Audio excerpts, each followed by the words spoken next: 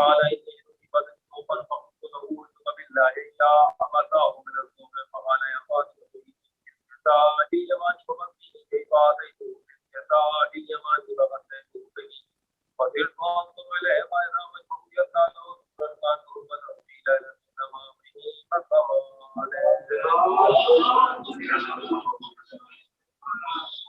وما كانت إلا الساعة ثم إذا بولده الهدد فدخل وقال السلام عليكم يا الله فقلت وعليك السلام يا قرة عين فثمر أموالي فقال يا الله إني إنك رأيت سيئة كان رأيت جديدة لله فخذنا من نجدك تعالى الكتاب فأقبل نصرنا والكتاب وقال السلام عليك يا جدا يا رسول الله يا تعالى رضي السلام عنك تعالى الكتاب فقال عليك السلام يا بلدي ويسعد فهودي تو لگا فدخل معه تحت الكتاب وما كانت إلا الساعة وإذا بولده الحسين فدخل وقال السلام عليك يا الله وعليك السلام يا ولدي ويا قرة عيني وثمرة أموالي فقال لي يا الله إني إنك رأيت سيئة كأنها رأيت جديدة لله صلى الله عليه وآله فخذنا من جدك وقال تحت الكتاب فلنا الحسين نحو الكتاب وقال السلام عليك يا جدا السلام عليك يا من اختاره الله تعالى لنكون معكم تحت الكتاب فقال وعليك السلام يا بلدي ويا شافي يا أمتي فلنكت لك فدخل معهما تحت الكتاب وقلت ذلك أبو الحسن علي بن أبي طالب وقال السلام عليك يا بنت رسول الله فقلت وعليك السلام يا أبا الحسن ويا أمير المؤمنين فقال يا من إنك رأيت سيئة كأنها رأيت حبيب بن أمير رسول الله فقلت له وما ولديك هذا الكتاب فأقبل علي نحو الكتاب وقال السلام عليك يا رسول الله أتعلم لي أن أكون معكم تحت الكتاب قال له وعليك السلام يا أخي ويا وسي وخليفتي وصاحب لقائي قد جئت لك فدخل حديث تحت الكتاب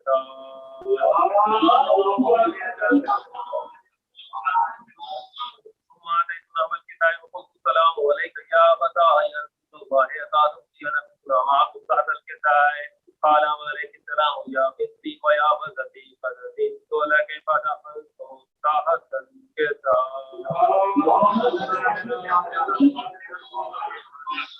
فلما تولى جميع تحت الكتاب أخذ برسول الله فضرب الكتاب وأوحى إلى السماء وقال اللهم إن هؤلاء يقضي وخاصة وخاصتي لهم لعبي وتنهم سميع لمني معي وتنهم ويأتوني ما يأتونهم أنا حرب لمن حاربهم قتلهم لمن ظالمهم وأتوهم لمن عاداهم ومحب لمن أحب إنهم مني وأنا منهم فاجعل صلواتك وبركاتك ورحمتك وغفرانك ورضوانك علي وعليك وأنزل عنهم الرجس وطهرهم تطهيرا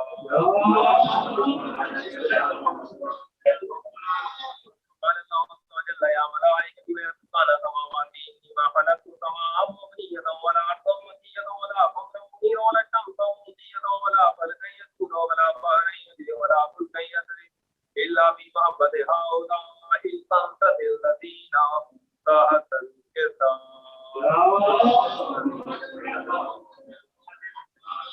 قال نبي جبريل يا رب ومن تحت الكتاب فقال عز وجل اللهم بيت القوة ومانع الرسالة فاطمة وأبوها وبعلها وبنوها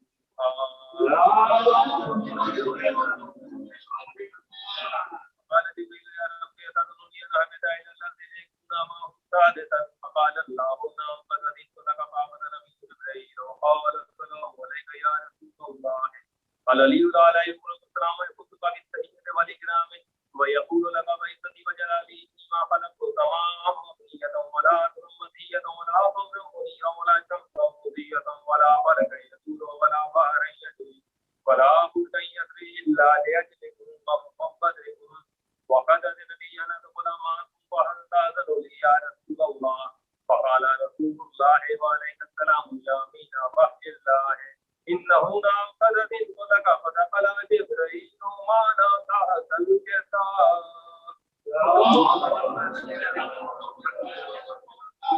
وقال ليمين الله قد أوحى إليكم يقول إنما يريد الله ليذهب عنكم الرجس أهل البيت ويطهركم تطهيرا. وقال علي الذي يرفض الله صلى عليه وسلم هذا ذات الكساء من الفضل عند الله.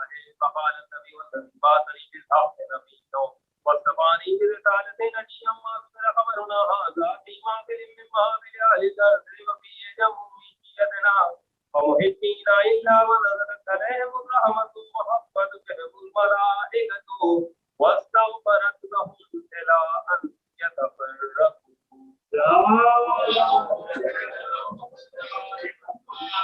قال علي بن الله وقالت يتناول في الكعبة. فقال النبي صلى الله عليه والذي بعثني بالحق نبيا واصطفاني برسالة نبيا ما أصبر خبرنا هذا في معقل من معامل أهل الأرض وفيه جمهوريتنا ومحبينا وفيهم محمود إلا وفرج الله همه ولا مهموم إلا وكشف الله همه ولا طالب حاجة إلا وقضى الله حاجته. فقال علي بن الله كنا وولدنا وكذلك أجيتنا فاطمة وولدوا في الدنيا والآخرة ورب الكعبة.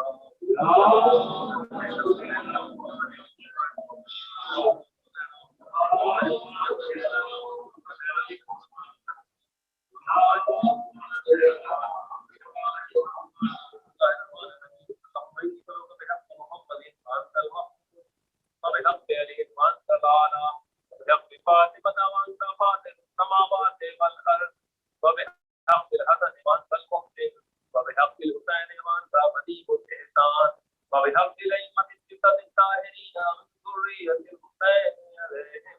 أعوذ بالله من الشيطان اللعين الرجيم. بسم الله الرحمن الرحيم. الحمد لله رب العالمين. الصلاة والسلام على أشرف الأنبياء والمرسلين وعلى آله الطيبين الطاهرين المعصومين المنتجبين المنتخبين ولعنة الله على أعدائهم أجمعين من يومنا هذا إلى يوم قيام الدين. أما بعد فقد قال الله تبارك وتعالى في كتابه المجيد وفرقانه الحميد وقوله الحق وهو أصدق القائلين. بسم الله الرحمن الرحيم. وجعلناهم أئمة يهدون بأمرنا وأوحينا إليهم فعل الخيرات وإقام الصلاة وإيتاء الزكاة وكانوا لنا عابدين. ناظرین محترم،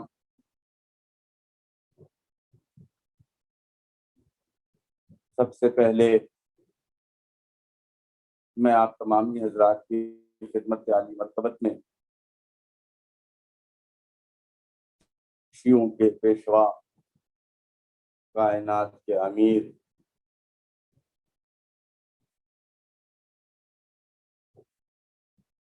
سرکار حضرت علی ابن ابی طالب علیہ السلام کی شہادت کے موقع پر آپ حضرات کے ساتھ غم میں شریک ہونے کا اظہار کرتا ہوں۔ یقیناً بہت ہی سخت مرحلہ ہے جو آج کل کا دور ہے، جو وبا اس پوری کائنات میں پھیلی ہوئی ہے، مگر ذکر سرکار امیر کائنات، ذکر خداوند کریم، ذکر سرکار سید الشہداء، ذکر حضرت محمد مصطفیٰ صلی اللہ علیہ وآلہ وسلم ہر حال میں کسی نہ کسی صورت میں برپا ہوتا رہے گا۔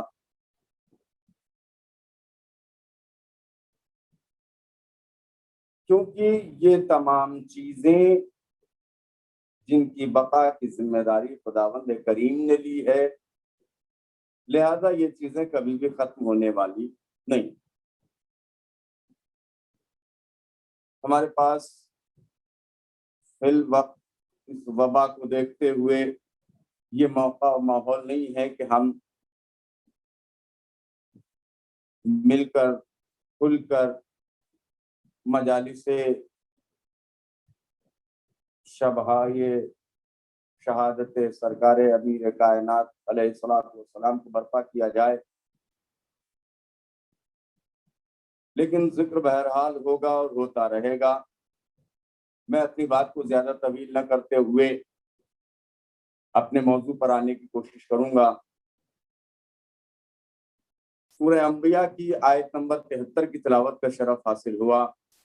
इरशाद रब्बुल इज्जत हो रहा है, वजअलनाहुम अइम्मतन यहदूना बिअम्रिना व औहैना इलैहिम फ़िअलल खैरात व इक़ामस सलात व ईताज़ ज़कात व कानू लना आबिदीन।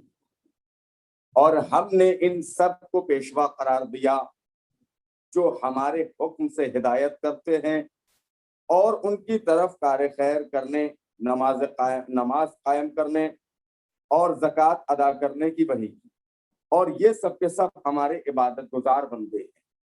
तो अज़ान मोहतरम जरा सा तवज्जो कीजिएगा, गौर कीजिएगा कि हमारे दरमियान परवरदिगार आलम ने बाद इख्तिताम नबूवत हमारी हिदायत के लिए, हमारी पेशवाई के लिए, हमारी रहनुमाई के लिए एक ओहदे को भेजा, जिस ओहदे को कहते हैं ओहदे इमामत, जिस ओहदे को कहते हैं ओहदे इमामत। कह रहे इमामत क्या शय है? परवरदिगार आलम बयान कर रहा है कि हमने तुम्हारी तरफ पेशवा बना करके भेजे, जो जिन पेशवा को परवरदिगार आलम ने इमाम बनाया। तो परवरदिगार आलम ने इमाम की खुसूसियात को बयान किया कि इमाम कैसा होता है। इमाम ऐसा होता है कि जो अल्लाह के हुक्म से अल्लाह के बंदों की हिदायत करता है। पूरी तवज्जो इज़ाने मोहतरम, इमाम के लिए पहली शर्त यह है कि इमाम अल्लाह के हुक्म से अल्लाह के बंदों की हिदायत करता है। तो इमाम वाकई बनने का हक सिर्फ और सिर्फ उसको है कि जो अल्लाह के हुक्म से हिदायत करे। अपनी मर्जी से हिदायत करने वाले को, अपनी मर्जी से पैगाम पहुंचाने वाले को, अपनी मर्जी से रास्ता दिखाने वाले को इमाम नहीं कहते। इमाम उसे कहते हैं जो मर्जी खुदावंद करीम के साथ हिदायत अदा करता हो, राह मुस्तकीम मर्जी खुदा, हुक्म खुदा के साथ कायनात को दिखाता हो। वअौहैना इलैहिम, परवरदिगार आलम ने जिसकी तरफ वही की हो। पूरी तवज्जो, वअौहैना इलैहिम, जिसकी तरफ परवरदिगार आलम वही करता हो, वो कौन है? इमाम है, वो पेशवा है। फ़िअलल खैरात, नेक कामों को अंजाम देता हो, अच्छे कामों को अंजाम देता हो। व इक़ामस सलात, नमाज को कायम करता हो। पूरी तवज्जो रखिएगा, व इक़ामस सलात को, नमाज को कायम करता हो। इसका मतलब ये हो गया कि नमाज का पढ़ना और है, नमाज का कायम करना और है। और खानदान इस्मत और तहारत में ऐसे ऐसे इबादत गुजार नमाज को कायम करने वाले गुजरे कि नमाज के आलम में ही सरजुदा हुआ, नमाज के आलम में ही सरशगाफ हुआ, नमाज के आलम में ही जिस्म से तीर को निकाल लिया गया, नमाज के आलम में ही ज़कात अता की। नमाज को इतनी फौकियत खानदान इस्मत और तहारत ने अता की कि आज नमाज को खुद इनके ऊपर फख्र महसूस हो रहा। पूरी तवज्जो रखिएगा, नमाज को इस तरीके से अंजाम देते। तो इसका मतलब, अब पूरी तवज्जो देखिए, यहां से मैं अपनी मंजिल पर लेकर के आ और बात को जल्द से जल्द तमाम कर रहा हूँ।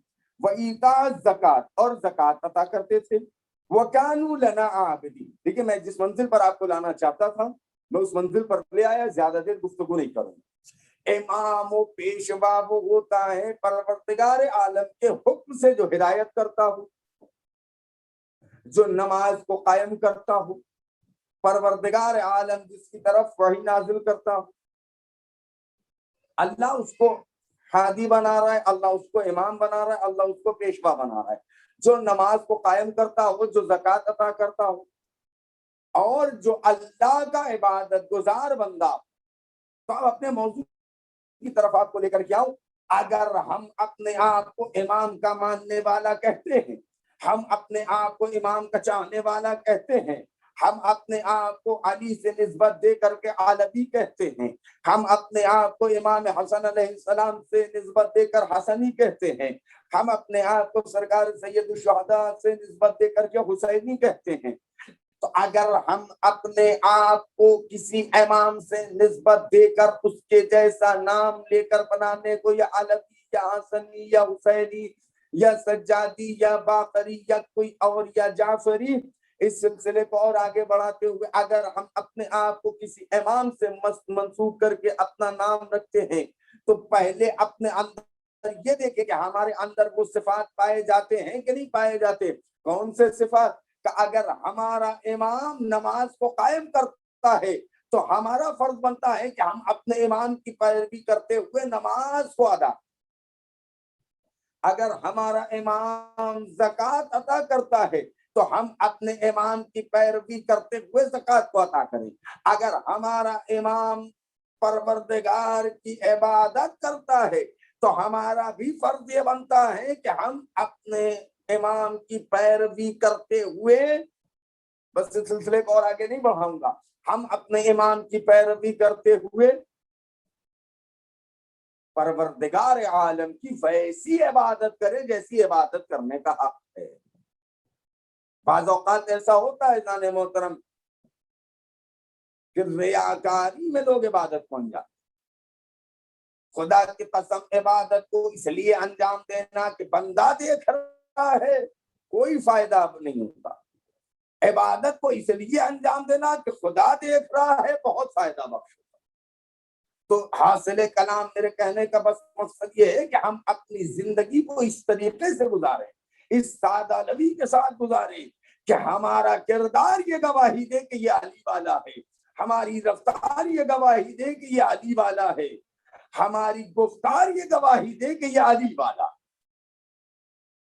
کیونکہ نام علی رکھ لینے سے کوئی علی صفت نہیں بنتا.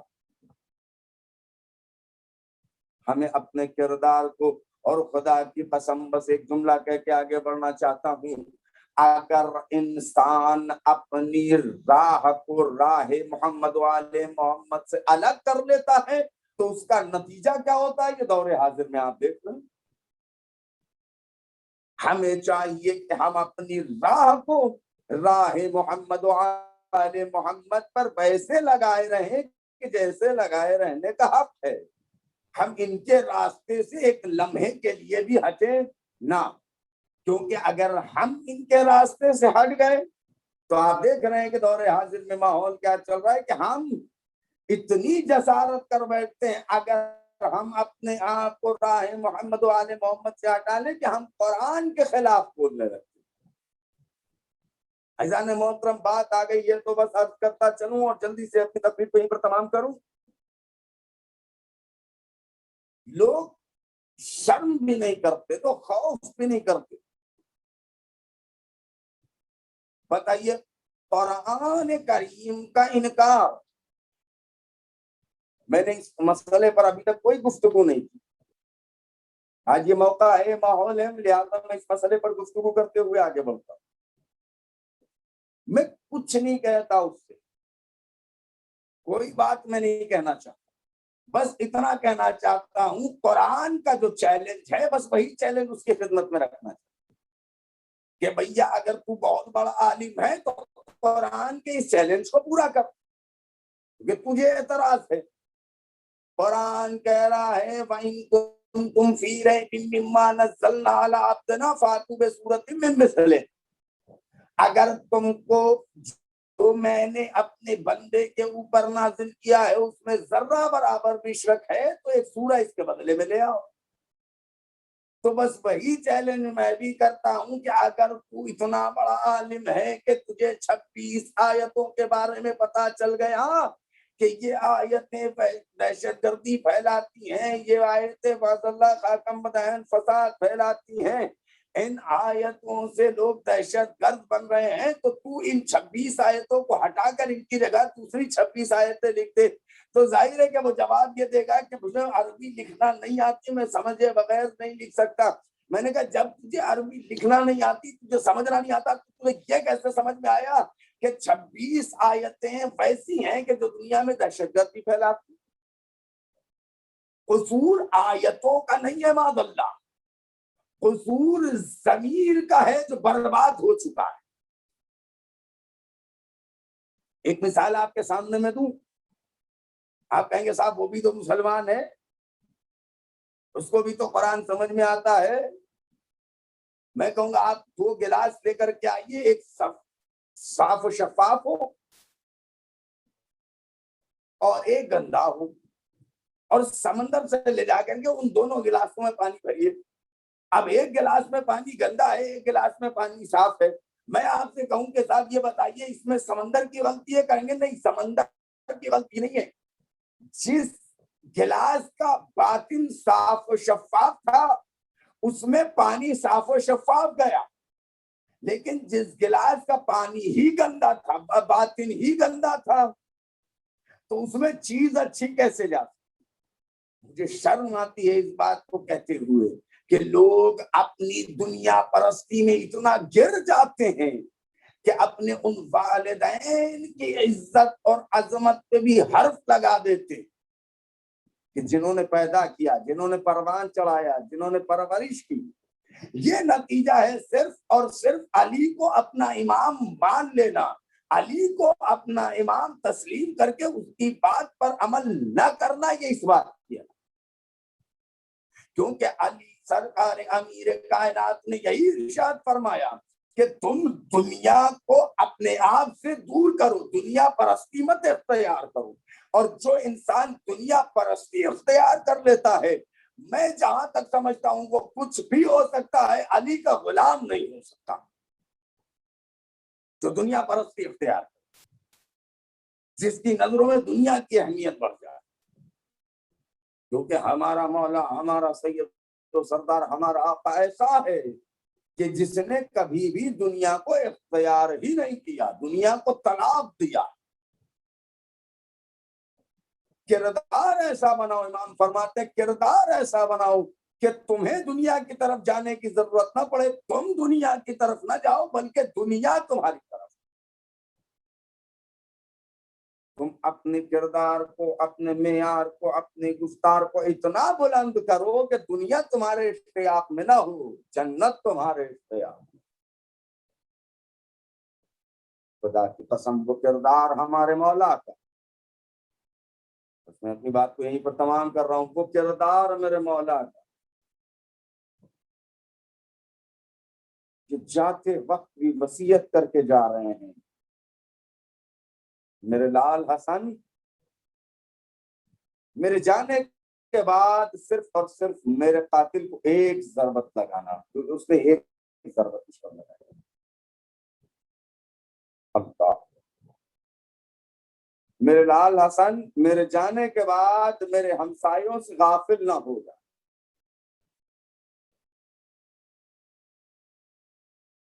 عزاداران مظلوم کربلا، عزاداران سرکار امیر کائنات، بڑی قیامت کی تاریخ ہے، بڑی قیامت کا دن ہے، یہ روز روز عاشورہ سے کم نہیں ہے۔ ہاں اگر اتنا کہا جائے تو شاید گریہ کے لیے کافی ہوگا۔ عزادارو، آج کا دن، آج کی رات جناب زینب ام کلثوم کی یتیمی کی رات ہے۔ آج وہ رات ہے کہ جب حسنین یتیم ہو رہے ہیں، آج وہ رات ہے جب عباس کے سر سے باپ کا سایہ اٹھنے والا ہے۔ آج کی رات وہ رات ہے جب قیامت کا منظر ہے، شیعوں کی یتیمی کا رات ہے، کوفہ اجڑنے والا ہے، نجف بسنے والا ہے۔ آزاداران مظلوم کربلا، آ گئی وہ رات جس رات میں زینب اپنے باپ سے جدا ہو رہی ہے، آ گئی وہ رات جس رات میں ام کلثوم اپنے باپ سے جدا ہو رہی ہے۔ آج حسنین کے سر سے باپ کا سایہ اٹھنے والا ہے۔ عزاداروں، جناب زہرا اپنی قبر میں تڑپ رہی ہے اور ایک فریاد کر رہی ہے، اے بار الہا، اب میرے لال حسین کو رات کی تاریکی میں کون پانی پلائے گا؟ اب جب میرا لال حسین رات میں پیاس سے اٹھے گا تو اسے پانی سے کون سیراب کرے گا؟ جزاکم اللہ خیر الجزا۔ خدا کوئی غم نہ دے سوائے غم مظلوم کربلا کے۔ عزادار تاریخ بتاتی ہے آخری شب زندگی سرکار امیر کائنات ہے، امام آرام کر رہے ہیں، بستر خواب پر ہیں، اطراف میں چاہنے والے ہیں، عزیز و اقارب ہیں، عزاداروں گھر والے بیٹھے ہیں، امام ایک ایک کو بلا کر وصیت کرتے ہیں، اے میرے لال حسن، دیکھو ہمسایوں کا خیال رکھنا، اے میرے لال حسن اپنی چھوٹے بہن بھائیوں کا خیال رکھنا۔ عزادار سب کو وصیت کر رہے ہیں۔ ایک مرتبہ امام حسین کو بلایا، امام حسین کے حوالے سب کو کیا۔ عزادار قیامت کا منظر ہو گیا، بس مجلس تمام۔ ایک چند برس کا بچہ تھا جو گھر کی دیوار سے سر لگائے ہوئے زاروں قطار گریا کر رہا ہے۔ ایک ماں بیٹے کے قریب گئی، اے عباس گریا کیوں کر رہے ہو؟ اے عباس اتنا تڑپ کے کیوں رو رہے ہو؟ ایک مرتبہ دادی عباس کہتے ہیں، اماں آج میں بہت غریب ہو گیا، مجھے یقین ہو گیا کہ میں یتیم ہونے والا ہوں۔ عزاداروں قیامت کی منزل ہوئی۔ جناب ام بنین کہتی ہے، عباس یہ کیوں خیال آیا؟ جناب عباس کہتے ہیں، اماں بابا نے سب کو بھیا حسن کے حوالے کر دیا مگر مجھے کسی کے حوالے نہ کیا۔ عزاداروں یہ سننا تھا کہ ام البنین غازی کے ہاتھوں کو پکڑا، لے کر کے اپنے والی و وارث سید و سردار کے قریب گئی، جا کے ایک جملہ کہا، اے میرے والی و وارث، عباس بڑا پریشان ہے، گریا کر رہا ہے، آپ کے پاس لے کر کے آئی ہوں، کیا میرے عباس سے کوئی خطا ہو گئی ہے؟ کہ نہیں ام المنین، تمہارے عباس سے کوئی خطا نہیں ہوئی۔ کہ مولا پھر آپ نے سب کو میرے آقا حسن کے حوالے کیا مگر میرے لال عباس کو کسی کے حوالے نہیں کیا۔ ایک مرتبہ سرکار امیر کائنات نے عباس کو قریب بلایا، اے عباس کسی خاص دن کے لیے تم کو دعاؤں میں مانگا تھا، اے عباس ذرا میرے قریب آؤ۔ عباس قریب آئے، حسین کو بلایا، حسین قریب آؤ، امام حسین قریب آئے، مولا نے عباس کے ہاتھوں میں حسین کے ہاتھوں کو رکھا، حسین کے ہاتھوں کو عباس کے ہاتھوں میں رکھا، اے عباس میرے حسین کی حفاظت کرنا، اے حسین عباس تمہارے حوالے۔ لو عزادارو 21ویں رمضان آ گئی، میرا مولا اس دنیا سے رخصت ہو گیا، تابوت سجایا گیا، تابوت کو گھر سے نجف تک پہنچایا گیا، سپرد خاک کر دیا گیا۔ میں ہاتھوں کو جوڑ کر کروں گا، مولا یقیناً اس سال بھی ہم آپ کا غم میں سے نہ منا پائے جیسے منانا چاہیے تھا۔ مولا جس شان و شوکت سے ہم آپ کے تابوت کو اٹھاتے تھے، کاندھا دیتے تھے، اس سال بھی نہ دے سکے۔ مولا مدد کیجیے گا تاکہ سال آئندہ یہ وبا ختم ہو جائے، مگر مولا آپ کا جنازہ آپ کے گھر سے برآمد ہو کر کے گیا، جو نجف تک پہنچایا گیا، جسے نجف کی سرزمین پہ سپرد خاک کیا گیا، مگر میں ہاتھوں کو جوڑ کر کروں گا، مولا آپ کا جنازہ بڑی شان و شوکت سے اٹھا، مگر آپ کا ایک بیٹا کربلا کی سرزمین پر 3 شب و روز کا بھوکا پیاسا تڑپتا رہا، لاش پر گھوڑے دوڑائے گئے، تن کربلا میں پڑا رہ گیا، چرنوں کے نیزہ کی بلندی پہ سوار ہو کر شام چلا گیا۔ الا لعنت اللہ علی قوم الظالمین سيعلم الذين أيما انقلب ينقلبون ربنا تقبل منا إنك أنت السميع العليم۔ میں نوح خان حیدر علی شیرازی انڈیا سے آپ حضرات کے درمیان میں ایک نوحہ پیش کر رہا ہوں۔ ایک باپ کی میت پہ ایک بیٹی کے کیا بیان ہوتے ہیں۔ جناب زینب اپنے بابا کے لاشے پہ کیا بیان کر رہی ہیں، بطور خاص سماعت فرمائیں حضرات۔ باپ کی لاش پہ زینب نے کہا رو رو کے، آپ کے بعد مجھے کون سہارا دے گا؟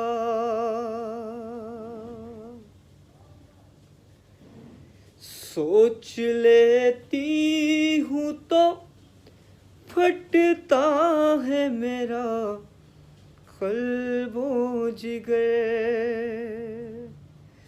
آپ کے بعد مجھے کون سہارا دے گا؟ باپ کی لاش پہ زینب نے کہا رو رو کر، آپ کے بعد مجھے کون سہارا دے گا؟ کہ آپ کے سر پہ یہ تلوار چلائی کس نے؟ دیکھیے سر سے ٹپکتے ہیں لہو کے قطرے، کتنی بے رحمی سے ظالم نے چلایا خنجر، آپ کے بعد مجھے کون سہارا دے گا؟ آپ کے بعد مجھے کون سہارا دے گا؟ یہ بندی بطور خاص سماعت میں حضرات کہ کم سے کم آپ نے میرے لیے سوچا ہوتا، اتنی جلدی مجھے تنہا نہیں چھوڑا ہوتا، رحم تو کھائیے بابا میری تنہائی پر، آپ کے بعد مجھے کون سہارا دے گا؟ آپ کے بعد مجھے کون سہارا دے گا؟ کہ آپ کے زخم یہ دیکھے نہیں جاتے مجھ سے، خون کے عشق برستے ہیں میری آنکھوں سے، کاش دیکھے نہ کوئی بیٹی کبھی یہ منظر، آپ کے بعد مجھے کون سہارا دے گا؟ آپ کے بعد مجھے کون سہارا دے گا؟ مولا عباس کے والد سے جناب زینب کیا بیان کر رہی ہیں، یہ بھی بطور خاص سماعت میں حضرات کہ اپنے عباس کو میں کس طرح سمجھاؤں گی، آپ کے بعد اسے کیسے میں بہلاؤں گی؟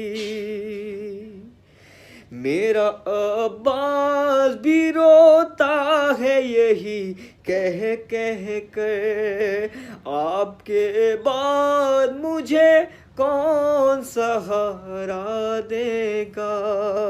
آپ کے بعد مجھے کون سہارا دے گا؟ ہی بابا اس وقت یہی سوچ کے مر جاؤں گی، آپ کو چھوڑ کے جب کرب و بلا جاؤں گی۔ اس لیے آج یہ شکوہ ہے میرے ہونٹوں پر، آپ کے بعد مجھے کون سہارا دے گا، آپ کے بعد مجھے کون سہارا دے گا۔ کہ بابا تکلیف بہت ہوگی میری آنکھوں میں، بال کھولے ہوئے جاؤں گی میں درباروں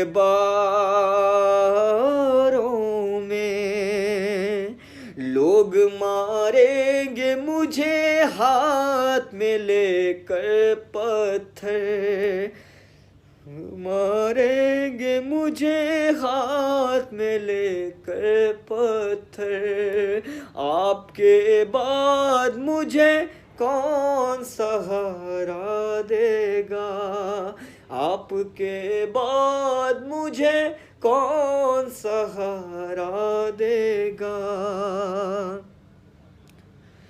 کہ اے شباب ایک قیامت ہے علی کے گھر میں، یوں مصیبت کبھی آئے نہ کسی کے